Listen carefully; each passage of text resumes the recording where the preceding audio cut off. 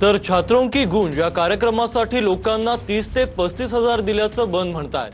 तर बन यांच्या आरोपांची पडताळणी होणार असं आश्वासन आता फडणवीसांनी दिलंय। राहुल गांधींच्या कार्यक्रमाची भाजपला धास्ती असल्याचं आता काँग्रेस म्हणताय।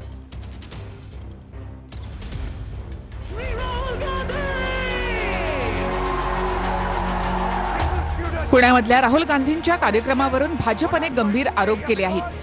कार्यक्रमासाठी 3000 लोकांना प्रत्येकी 30 ते 35 हजार रुपये वाटले गेले असा आरोप भाजपचे प्रवक्ते नवनाथ बन यांनी केलाय।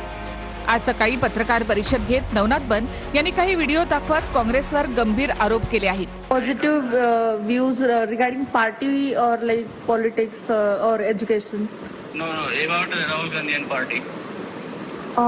ओके ठीक है, तो वो वहाँ पे जो लड़कियां रहेगी, जो लड़कियां रहेगी वो भी क्रिएटर ही रहेगी या फिर कैसे? नो वो तो स्टूडेंट्स रहेंगे।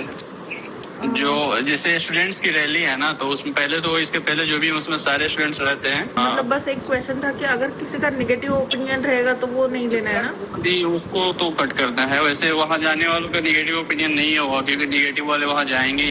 त्यानंतर त्यांनी काँग्रेसला काही प्रश्नही विचारले आणि पुण्यातल्या कार्यक्रमावर जवळपास 3 ते 3.5 हजार लोकांना प्रत्येकी 30 ते 35 हजार रुपये, 3 ते 3.5 हजार लोकांना प्रत्येकी 30 ते 35 हजार रुपयाचं आमिष दाखवलं जात आहे। एका व्यक्तीला या कार्यक्रमात बोलवायचं, या कार्यक्रमामध्ये विद्यार्थ्यांचे बाईट घ्यायचे आणि ते सोशल मीडियावर प्रसिद्ध करायचे, यासाठी 3 ते 3.5 हजार रुपये एका व्यक्तीला देण्यात येत आहेत। नवनाथ बन यांनी केलेल्या आरोपांची पडताळणी होणार असल्याची माहिती मुख्यमंत्री फडणवीसांनी दिली।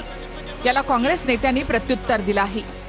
बघा, नवनाथ बन यांनी जे आरोप केलेले आहेत ते पुराव्याच्या आधारावरच केलेले आहेत आणि निश्चितपणे त्यांनी जे काही या ठिकाणी सांगितलेलं आहे त्याची पडताळणी ही निश्चितपणे केली जाईल। कोणीतरी मूर्ख एका प्रवक्त्याने सांगितलं की एकाला 30-30 हजार रुपये देत आहेत।